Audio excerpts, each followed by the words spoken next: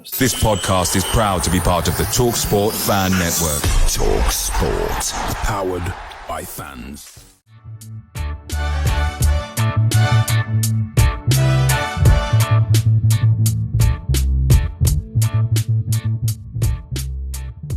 So welcome to the next edition of the Away End. I am joined by Kosi from the Huddersfield podcast, and he takes that chance. So it's actually for a second time in a few months that we've spoken. Different circumstances this time, though.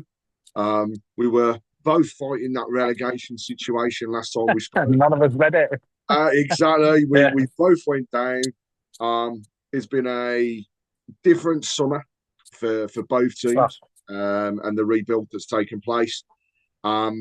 But obviously, bit of mixed fortunes, I think, in terms of the start of the season. So Birmingham coming off the back of yet another win this weekend. It's getting silly. I as a Birmingham fan, I'm not used to this, and it's keeping me awake at night. But hopefully they continue doing it. Huddersfield on the opposite side, another loss. I think 2-1 loss at Reading for yourselves at the weekend, and a bit of a mixed start, fair to say, for the season. I think we've played 8, we've only played the 7. But you've played 8, won 4, lost 4, and currently sit 10th in the league. But tell us a little bit about what it's been like since, firstly, the relegation from the Championship, how things have gone in terms of the rebuild across the summer.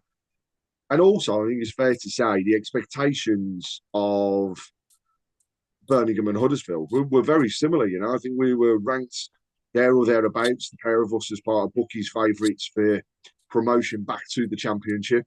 And how do you think things are going? Tell us a little bit more about Huddersfield and how they're setting up and stuff at the moment. Well, if you'd done this a month ago, Craig, I'd have tell you everything's going really well there. But we've lost 6 out of the last 7 if you include we got jobs at Walsall. We were 2-0 up there and lost 3. So they're the best team, I think, this season, Walsall. They'll go up, mate. They were good. But yeah, we're in big trouble at the moment. The bit of free fall culminated in an horrendous performance. To be fair, it wasn't bad, as other ones have been.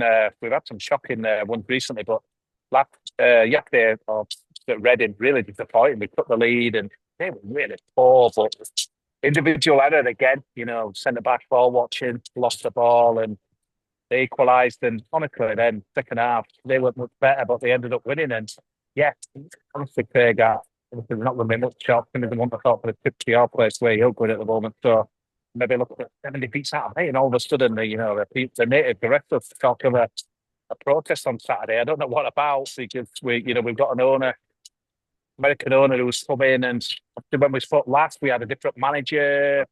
Andre Brighton, right at the acting to stay on, didn't stay on. We've got Michael Duff, who's, let's say, more savvy to the division, and it all started quite well. But the performances haven't been good, Craig.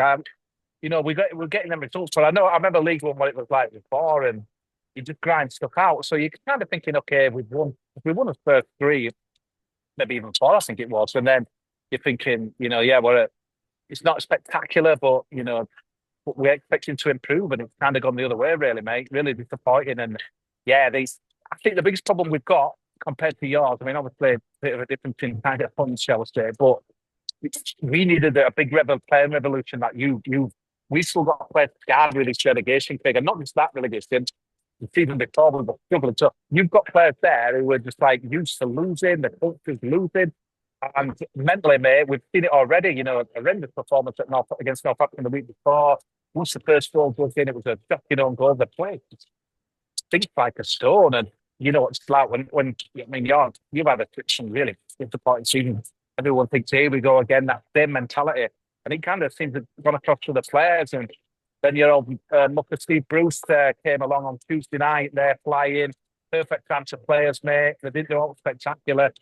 Sat in there, took what opportunities we gave them. And then, Reading yesterday. But then last thing really needed was a trip to St Andrews. And then got a game against Barnsley. We were doing really well there. So, yeah, not good, mate, at the moment, I'd have to say. And it's like half a job done by a recruitment team, mate. I think we needed a bit more. I'm obviously probably coming out in there later on, but it was from people what you were.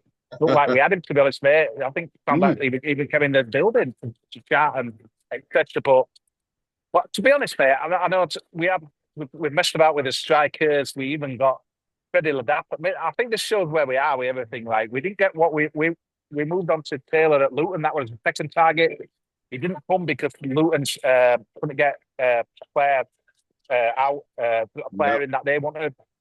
So we ended up with Freddie Ladapo, mate, who, let's be honest, he's like a bit of a journeyman. He's done a good job at Ipswich at times, for a while, but mate, he went out of contract. And like this director of football, Huddersfield saying, we've had his eye on him all summer. That's just bollocks, in my opinion, mate. It's a desperate panic buy, so they give him a 2-year contract. And mate, yesterday, right, we're losing at Reading. The only guy that didn't come on the pitch is Freddie Ladapo. I think that's shocking, and I just think that comes up to me where we are at the club, where we've got directors of football. I can't believe it. If I could have put Freddie Ladapo, he'd have come in July for pre-season. He didn't. He didn't nail his target. Then he don't even bring him on. So it's almost like he's making a verdict on these players. It's awkward for Duff, mate, because he's been left, like you say, with a lot of these players who have been left from the seasons, and he's obviously got to play them and see how they fit. And you can't. Some of them need to go. And to be honest, at the start of our season, one of our people of that podcast said mid-table, and I was like, what? We want to go back up. Because, mate, I think that with season terms, if you're getting used to Michael Duff's style, and we need to ship out all these other players and basically done what you've done, mate, a big revolution of culture and players, and that's not happened. And yeah, the natives, the rest of us, it's just not a good place at the moment, mate. But like I said, if we'd have done this a month ago, even though we weren't playing well, we were getting wins. But I mean, it's one of 1-4, lost 4. Is it half full or half empty? But it's got to be half empty at the moment, mate. It beats out them, including the just street motors. But yeah, it's just that any setback, mate, anything that goes against us, a penalty or a red card or a mistake, and they've got no balls to come back. We haven't got any leadership there, mate. We've not got any fighters. It's all soft. And Duff talks about soft underbelly, and he has done for the last few games. And he looks a bit on a bit. After the Blackpool game, I don't think we played a bit better yesterday, but they didn't work. I don't think we've played them yet, but they were as bad as we've played, and we ended up managing to get beat. So, yeah, Helic from a better defender is out for 2 months. That's a blow. Yeah, my violin is out, mate, and yeah, it's more and more looking like because I thought we'd maybe get 5th or 6th, but I'm thinking now, well, even that looks a long way off, mate. And yeah, the owner, let's be honest, has come in. We should have gone down a division, and now mid-table League One, so people are not happy. And I think this is where there's one thing you mentioned there, which Birmingham stuck by the morals and did do, which was get rid of the players that they couldn't see, not necessarily cutting it in the league, but actually being in a position to help us fight for ultimately the promotion that everybody is wanting. And I'm not going to lie. I mean, when we saw, and Huddersfield were there, it was like, I could see us two fighting it out. And when the season started, it was like, yeah, do you know what? This is actually beginning to show what we could see potentially for the rest of the season. And then, like you say, you've had this drop off, which, I mean, I guess he's partly down to the fact that you've done half a rebuild, so you've still got half of that team, like you say, that are around from last year. I think we've only got a couple of players that actually were still around and still getting the squad. I mean, it's scary, the fact that we've still got players at the club that can't even get anywhere near the first team at the moment. Some of it via injury, and others just they're not good enough. I think the other thing as well, Craig, is like, what it's like at a fan base. Fan base turns against certain players. So you've got certain players there that people don't like. People want out. So as soon as they make a mistake, like he might have done last 2 seasons, they're on the back. It's like when you've got new players, at your place. Like you say, you've got players who can't even get in, but it's kind of people that are getting behind some new players. And I think it's really difficult when you've got, like as midfield's been revamped and it needed to be, but like one of the signings has not really figured. Herbie Kane, who was kind of a bit of a League One specialist, mate. But yeah, you've got another guy that we got from Bristol Rovers, but it's very difficult when you've still got the players that are. It's 3-5-2 managed Michael Duff, mate. We've got 2 wing backs. We've got a guy from Lincoln, Sorensen, who's, mate, going forward, it's like you can't say Dan Elvis anymore, can you? Like Cafu, but he, but the defense, like his defense is awful, man. And yeah, and then the other side, you know, I think in that system, mate. I mean, I'm not a tactical expert, lies for sure, but you're only as good as your wing back, and they've been, you know, one of them really poor, and I mean, things. It would obvious that we were lucky to. We probably get the scrape though, mate. Stephen Hicks with it. You know, they were arguably should deserve a draw, mate. In some of them, we played well against Peterborough, but I wouldn't say we haven't even played well in one game. So we are where we deserve to be at the moment, mate. And everyone's looking which way it's going to go, and I just think, yeah, I'd like mate, especially your players. It's not having the money that you've got, but teams are obviously going to absolutely love it. Like you saw with Wrexham, mate, that was like a fantastic victory for you because it's not easy, innit? Because them lads are going to have to deal with a lot of pressure. And yeah, I just think I've just watched Man United game there, mate. They've spent what? And they're an absolute shower today. And it's like they look haunted. They look like the club's too big for a lot of these guys. So this is like United. So it affects your kind of like that of League One. So I think obviously going to be a lot of bitterness and jealousy, and you'll love it, mate. But let's be honest, you've had stinking, miserable owners, seasons, you know, misery, your ground falling apart, stuff, you know, cordoned off. You kind of deserve your, you know, what you've got now. And there just needs to be a buzz from the outside looking in, mate. You like to pinch yourself. It's unbelievable what's happening there. It's scary. It's really, really scary. But it's interesting that you talk about the setup there and the structure at Huddersfield in terms of the way that they set themselves up with the 3-5-2, because I think, you know, we saw a very similar structure against us at the weekend. And Peterborough did come at us, and, you know, for the first 20 minutes, we were non-existent. Yeah. And then it was almost as though, oh, yeah, we better wake up now. And then that was it for the kind of the rest of the game. But it shows that there's weaknesses there. And, you know, tell us about the players, what to expect. If it is a 3-5-2 formation, is it like a constant down the wings, attacking via the fullbacks, or do you tend to see more passing across the midfield up to the strike force? And if there were players to watch out for in each of those positions, who would they be?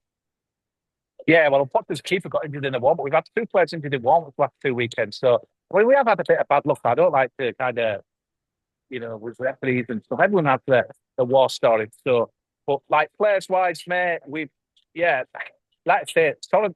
I may have at our wing back, but I think this is what everyone's saying. It's like you've got to change it now from a 3-5-2 because that's my fault. The teams are built on that, but I think it's an awful one, really. It's almost like you're asking, like, you know, Mourinho or whoever, like, to change a system that they're known for. Are you getting the same?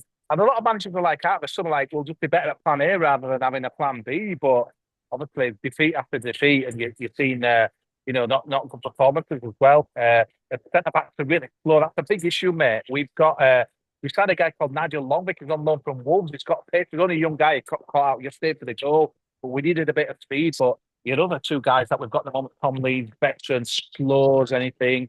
You know, Matty Pearson will be in. Pahelic, who's you know, out for 2 months. He's kind of slow as well. But yeah, you're looking for something a little bit more. He's not got much to play with, to be honest, mate. We've got a few injuries, but we have got a decent. I'd say we've got like a decent squad in numbers, but the quality can be like debated. I mean, like up front, you've got a small guy, Callum Marshall, on loan from West Ham. He was at West Brom last year. I think Corbyn did fancy him, mate. How they played a game. I think that just called into question. You know, as we know, also when you get the wrong side of Corbyn, you're out there, mate. So he didn't bring it much, but the trouble is, mate, as a small striker that you've got, we play it like two up front, only small guys, just Roma.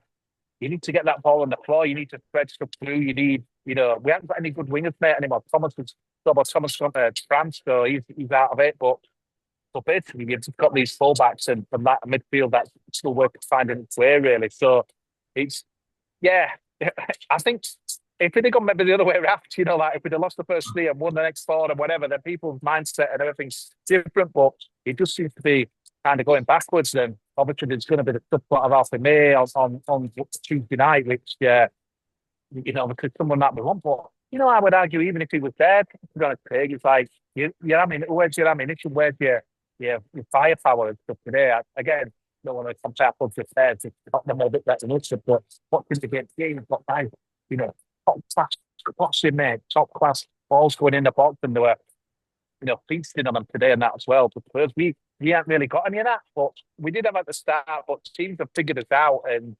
they've kind of doubled it up on our wing backs, and then it's like, okay, what's happening there? But it'll be interesting to see which way it's going to go, mate, because we saw since the last season a lot of negative football going to play to a point. I mean, obviously, Darren Moore, football was dreadful, but like we would just, if we get a point here, we'll be happy and stuff. And it's been quite nice in League One. I mean, obviously, you wanted to go up, but he's trying to turn the positive outfit.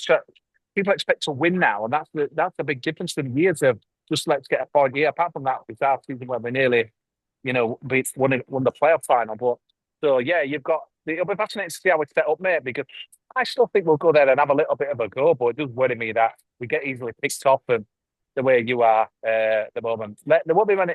You're going to be safe for all your own games, mate, and we've got to cope with that expectancy as well. It's like, no matter who you're playing, mate, all 23 your own games will be expected to win. And pretty much ours as well. So going down there, I don't know. There's not much confidence, mate. And I remember going there last year. Luckily, I'm at Spain at the moment, so I won't be there cheesy. But when you battled 4-1, and to be fair, I thought you were quite good that night. We were awful, but I thought you might be all right. But obviously, it hasn't happened. Question for you, though, mate. Do you think it's a good thing that you've gone down to rebuild? I know, obviously, the FFP thing, you won't be able to do what you've done, but just the refreshing, you can follow all them people out, the new mindset. So I just think it don't matter. If you're winning games, people are happy to go down the division and win them. Where it might be harder to start again in the scrapes up. Looking back on it now, do you think it might be a blessing in disguise going there? I at the time was obviously, as every Birmingham fan, we were shocked that it had happened, but it was all very strange because we walked away from that last game of the season against Norwich. We'd won the game. We'd gone down, but the atmosphere and I don't know the best way to describe it. Just the way people felt was strange. I can remember leaving the ground, and we stayed and had a couple of drinks with a few friends at the ground. So we left a lot later. Got into walk into the centre of Birmingham, and there's fans inside pubs having a party, and there's fans there going, do you know what? Yeah, we've gone down, but it's going to be fun. We're going to enjoy this, and this is the rebirth in effect of the club, and that sort of mentality definitely stuck. And yeah, it's described perfectly over the weekend that the reset button has well and truly been hit. Because if I take the past few seasons, if we'd have been playing in another league and we'd been in the league above and we'd have gone 2-0 down, we wouldn't, I don't think, have come back. We wouldn't have got to the position that we did. So in a way, yes, I'm glad that we've had this opportunity. But the thing is, for me, the owners stuck with us and actually fulfilled on their promise, which was we will still invest, we will still make this club bigger. And what they actually said was, we are building the squad in this division that is not only capable of promotion from this division, but capable of holding its own in the Championship. And that's exactly what they've done. They've fulfilled that promise. And I mean, Alfie May is a great example. I'm the same as you. I understand that he was ready to go and sign the contract. He was going for the medical, I believe, in fact, at the club, and then got a call from Birmingham. And come on, let's face it, money talks. Yeah. So I think that's what a lot of it came down to. But even Alfie May at the moment, he was poorly a couple of weeks ago, so he dropped to the bench. He got to the weekend. I expected him to start, but he didn't. He was on the bench. He didn't come on, and he only got like 20, 25 minutes. So this is the thing: the strength in depth that we have is unreal. And if somebody had said to me, "You're going to be top of the league, you're going to have spent 30 plus million in the transfer market, and you're going to be absolutely flying," I'd have just turned around and said, talk some sense, because either that or I'm dreaming. But actually, that's what's happened. And I also look at it, we've been relegated, but we've sold 5,000 more season tickets than we did last year. We are selling out and have sold out every home game in the league so far this year. Huddersfield won. They've just this afternoon released more tickets. I was quite shocked, to be honest. I thought Huddersfield would send more, but apparently they've got less than 1,000 coming, which it does shock me a little bit, that. But they've opened up the top tier of the stand where the away fans are. They've also opened up the block next to the away fans now, so it's going to be another big attendance. It's going to be bouncing again, and it's looking good at the moment. If it continues, it'll be awesome. But we've got to. I'll be honest, got to have a glitch at some point. But when we come to this, the Alfie May situation, he is a natural goal scorer. The thing that we saw in those first 4 games, really, when he was there, everything he touched turned to gold, and his work rate is phenomenal, and that's what I think makes him the striker that he is. And in this league, any team that has him would be, grateful of him being there. It's got to gel with Stansfield, and that's where so bring on Tuesday night, and I would say, are you going to be there? But I can tell by the backgrounds, and just before we start recording, that actually no, you're sunning yourself up in Spain instead. So fair play, because that might be, you can celebrate over there. I'll still be watching it, Craig, unfortunately. But yeah, you have to, when you're doing podcasts like we do, back in the day, you'd like, I just click on Sofa Scores. Now you've got to know, you've got to put yourself through it. So I started basically in a bar yesterday. It's like, there was Sheffield Wednesday fan that were buzzing, like their game were on Sky, like, so doing there every minute. I'm like, and it just, man, just was slumping and slumping. Like, Phil Mitchell at mate with a bottle and a whiskey. And I was like, no, it's, no, you can tell you've got your club back, mate. The Fulls, I remember obviously doing this thing with you back in the last season. And it's not just like, you just went down. You've had so many seasons of bottom half football. Obviously, the usage came and that's just bad decisions from the ownership. It sounds familiar. But like, yeah, you can. And you've got the spotlight on you as well, like from the national TV, and obviously the Wrexham game was one thing, but that's the thing. It just proves, doesn't it, that it doesn't matter what division you're in. It's like if you're doing things right and like 5,000 extra season pass, people are not bugs saying no. It's worth putting when you've got your club back.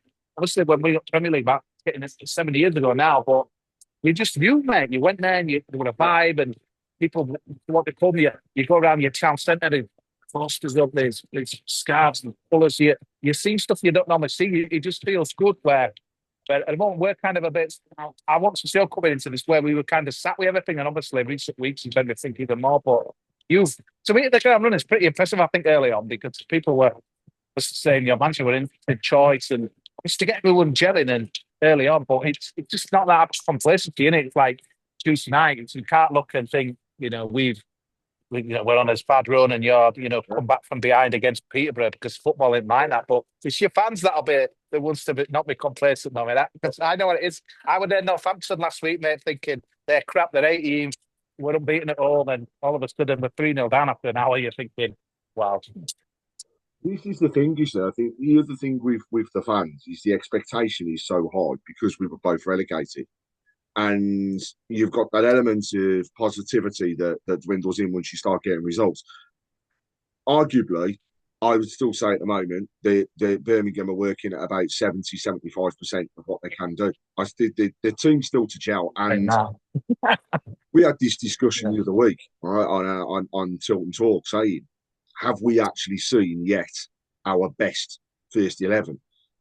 And I don't think we have on the pitch at the same time. It's scary to say it, but hopefully we'll get the best to come. So,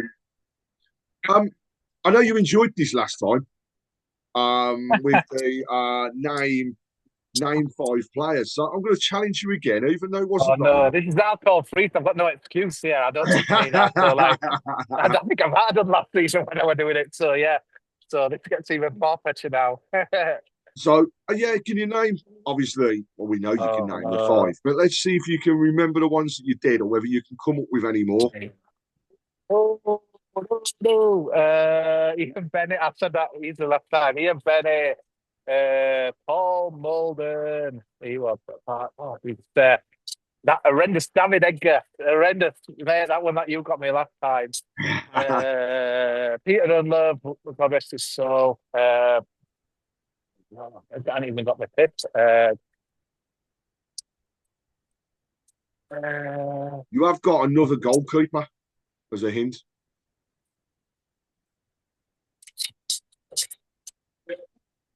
Yeah.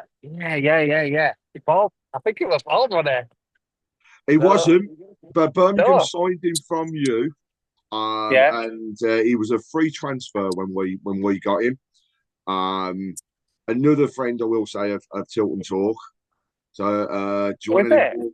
Yeah, he was first initials N. No. I don't know. Wow.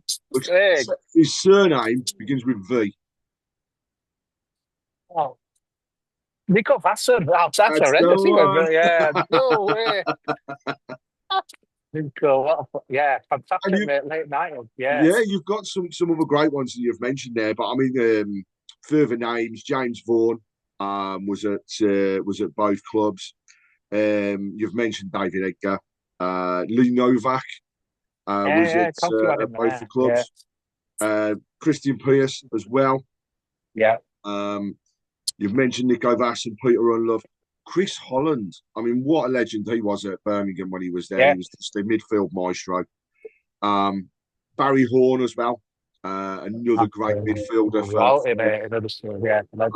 Yeah. And also the next one, wow, true workhorse and a phenomenal midfielder again in the Barry Fry time at St Andrews, and that was Mark Ward.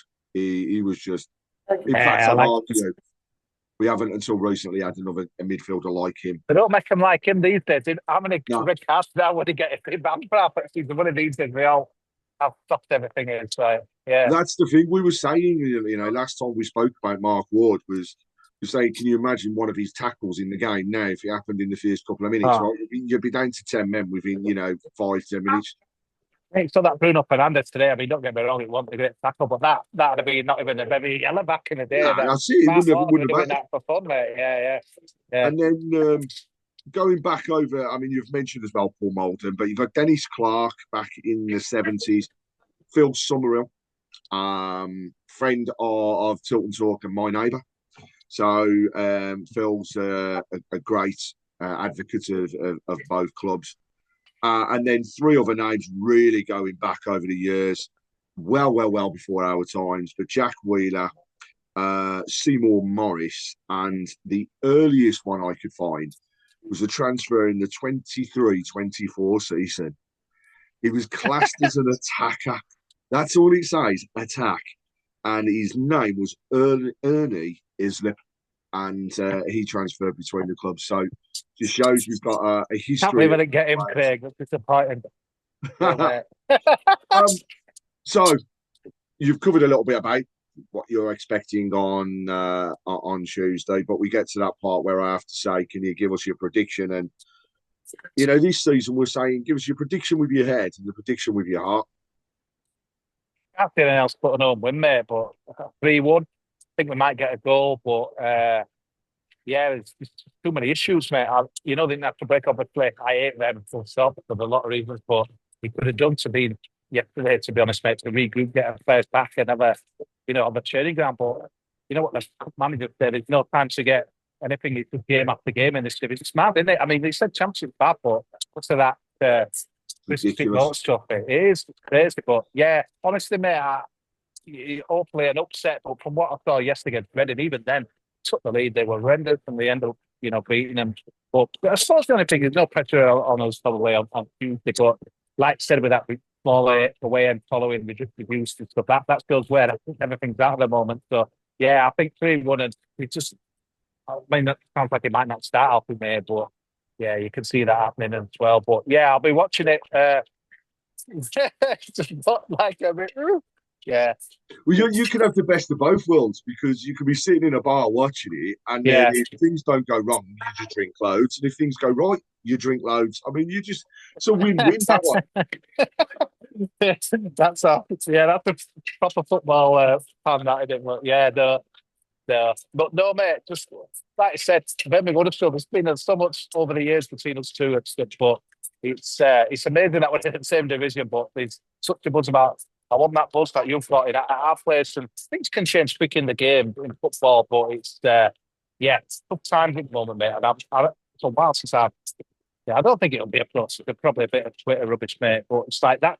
Yeah, the natives are restless, mate. I mean, my prediction, I've got to say, I was going to go with a 3-1 myself because at the moment we are struggling to keep clean sheets, despite the fact we've got a decent defence. We are struggling to keep clean sheets, and some of that is down to goalkeeper howlers. We saw another one at the weekend. I honestly think we might see a change in goal for the game on Tuesday night. Wow. I think Ryan Alsop might get his opportunity to get in as the first team goalkeeper.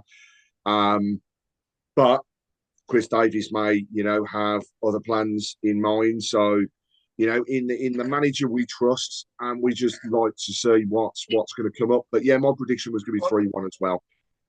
I think we're on a high at the moment, and it's hard to see. It's hard to see it dropping away. But I know, as with every fan would say, this league is so hard to call that anything can change at a click of a finger. So I hope it does go that particular way.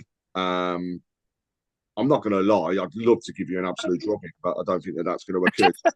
I didn't think we'd see you next season. It was funny. I was thinking you were going to stay up. I think we were not doomed, but we were pretty much one foot in the grave, I think, when we met. So to do this again, it's kind of weird. But obviously, it does seem a big revolution at your place where I think we've had more of an evolution. We need that revolution. So, yeah, let's see what happens, mate. But, yeah, good to chat anyway, pal.